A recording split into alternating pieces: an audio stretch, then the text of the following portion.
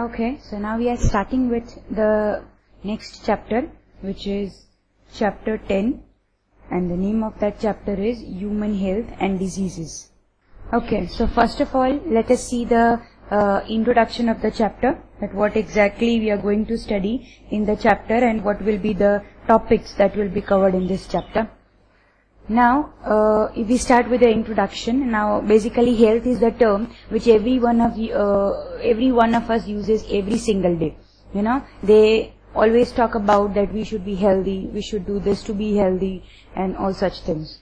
Now, if we want to define health, that what a health is or what a healthy person is said to be, health is not simply the absence of disease. It is neither absence of disease nor it is physical fitness. You cannot say that if the person is not having any disease in its body, then that is said to be the healthy. Or if you cannot say that that person is physically fit, so he is healthy. No, it is never like that. Health is basically the term, the one which defines as total well-being of mental, physical and social health. This is a health.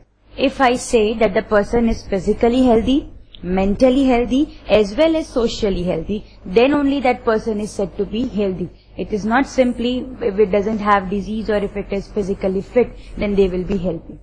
So that is how we define health. Now it is but obvious that if the person or if you are a healthy person, then you will be more inclined towards the work. If you will be more inclined towards the work, there will be more productivity. That is, you will be able to produce, or you will be able to get the result more. As a result of that, if we talk about the students, if they'll study harder, if they'll work more, they'll get good marks. If they get good marks, they can get into the desired field, and thereby they can get the desired career. So basically, if the person is healthy, then they are able to produce more, that is productivity will increase, and thereby their economic gain is also increased. When health is increased, it can also decrease the death ratio, the one which is more prevailing in small children and pregnant women. Like pregnant women and children are more prone to any type of death because of irregularity in the health.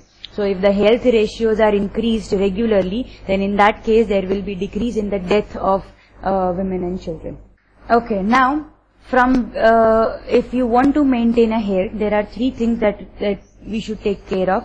That is balanced diet, regular exercise and personal hygiene. These are the three things that we should take care of.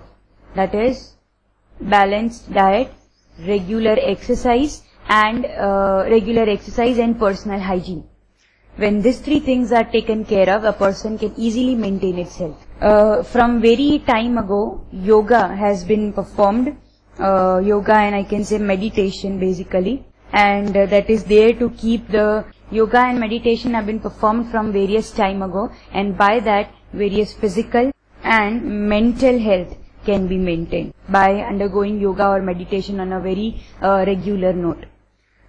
Further, people should be aware of everything. People should be aware of different type of diseases, what they are going, which are there in the society or in the surrounding. They should be knowing the effects of those diseases on their body. What should be the prevention of those diseases? For example, if there are any vaccines available to get prevented from the disease earlier, or specific medications available, then they should be aware of those things.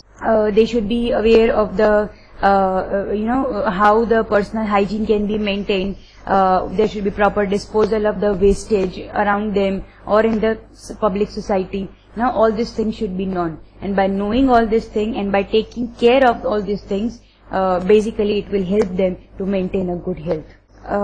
In a health, like to maintain a health, the most important criteria is that there should be a disease-free environment. So let us see what exactly this disease is. Now if I want to define a disease, so basically disease is any actional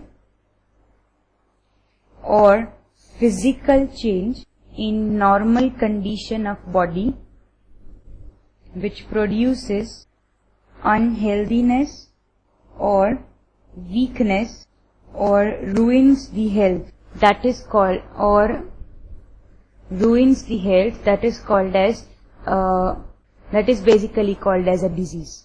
Now alternately, if I want to get another definition of disease, then alternately a bad performance of a body or body's part with specific symptoms, that is also called as a disease. So if the normal condition of the body is there, that is healthiness, but if there is any type of physical or external change in that particular condition, then that will lead to some defective symptoms, and that is said to be a disease. Alternately, if we can say that every organ or the entire body has a specific function to do. If there is any change in the part of the body or in the entire body by combining all the parts together or any individual part, then in that case also that condition of the body is said to be a diseased condition. In French language, the meaning of the disease is given, that is, des is away and aise, that is, easiness of the body gets away. That is what we call as disease.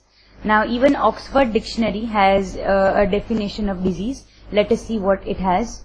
According to Oxford Dictionary, a disease, such a condition of body or body's part that obstructs the functioning of them,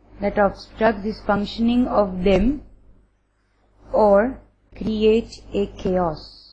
That is the definition of a disease which is given in the Oxford Dictionary. So this is how the health and the disease can be defined. Now let us see the types of disease. Disease can be divided into two types, that is infectious disease and non-infectious disease. Now we all know that you must be knowing the meaning of infectious and non-infectious. If a disease can be transmitted from one person to other, then that is called as an infectious disease. And those diseases which cannot be transmitted from one person to other, those are said to be non-infectious disease. The infectious disease is usually caused by the organisms which are virus, bacteria, helminthes, etc. Various are there. Non-infectious disease is usually because of the unrestrained growth of the cells and something like that. There are fetal type of infection as well, non-infectious disease. The AIDS, which is a type of infectious disease, is said to be the fetal one. Life of the organism can be taken away by this disease, and in case of non-infectious, cancer can be considered as the fetal disease. So this is all about the introduction of the human health and disease. Let us see the topics that we are going to cover in this chapter. Now in this chapter we are going to cover first of all various diseases, and those diseases are typhoid, pneumonia, common cold, malaria, elephantiasis, and disease caused by ringworms.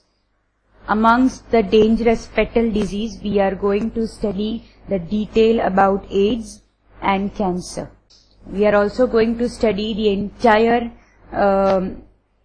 concepts of immunity, the types of immunity, the structure of the immune organs which are present, the lymphoid organs of the body, vaccination, immunization, passive active immunity. All these things will be covered in immunity thing.